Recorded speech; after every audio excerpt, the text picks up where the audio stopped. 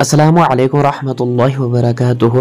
मुहतरम नाज़रीन व सामीन, आज हम आपको दो अमले बतला देंगे उस बारे में जब कोई आपके ख़िलाफ़ ज़बान दराज़ी कर रहा है और आप चाहते हैं कि उसकी ज़बान बंद हो जाए, वो आपके ख़िलाफ़ बातें ना करे, वो आपके ख़िलाफ़ दुश्मनी ना करे, वो आपके ख़िलाफ़ किसी को ना भड़काए। तो इंशाअल्लाह ताला दो बेहतरीन तावीज़ हम बतला देंगे जिसकी वजह से वो जो आपका दुश्मन है उसकी ज़बान बंद हो जाएगी। वो आपके ख़िलाफ़ कभी प्रोपोगंडा नहीं कर सकता है, बल्कि आपके ख़िलाफ़ वो एक हुरूफ भी नहीं कह सकेगा।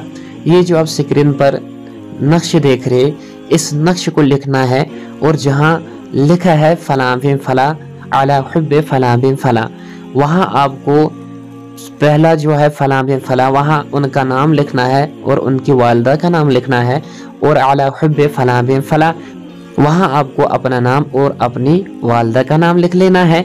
लिख लेने के बाद इस नक्श को आपको पन्नी करना है और किसी दरख्त पर बांध लेना है। तो इंशाअल्लाह ताला जो आपका दुश्मन है, जो आपके ख़िलाफ़ ज़बान दराज़ी कर रहा है या किसी की आप ज़बान बंद करना चाहते हैं कि वो आपके ख़िलाफ़ एक हुरूफ भी ना कह सके, तो इस नक्श को लटकाना है।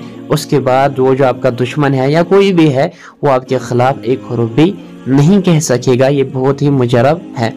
और ये जो आप दूसरा नक्श देख रहे, नक्श की जो तरतीब लिखने की होती है उस हिसाब से लिखकर इस नक्श के नीचे आपको उस दुश्मन का नाम और उनकी वालिदा का नाम, जिसकी ज़बान आप बंद करना चाहते हैं कि वो एक हुरूफ भी आपके ख़िलाफ़ न कह सके, इसके नीचे उनका नाम और उनकी वालिदा का नाम लिख लेना है और लिखना है ज़बान बंद। इसके बाद इस नक्श को किसी भारी पत्थर के नीचे दबा के रख देना है। तो इंशाअल्लाह ताला वो आपके ख़िलाफ़ एक भी हुरूफ न कह सकेगा। और इनको आप सिर्फ उनके लिए इस्तेमाल करें जो आपके वाक़अतन दुश्मन है, आपके ख़िलाफ़ बातें करते हैं, उनके लिए इस्तेमाल करें, किसी और चीज़ के लिए इस्तेमाल न करें। और अगर आप किसी और के लिए इस्तेमाल करते हैं तो आप उसकी ज़िम्मेदार खुद होंगे।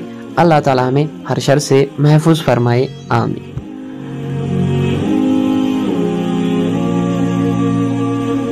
Subscribe to the YouTube channel and click on the bell icon to get all the videos coming soon.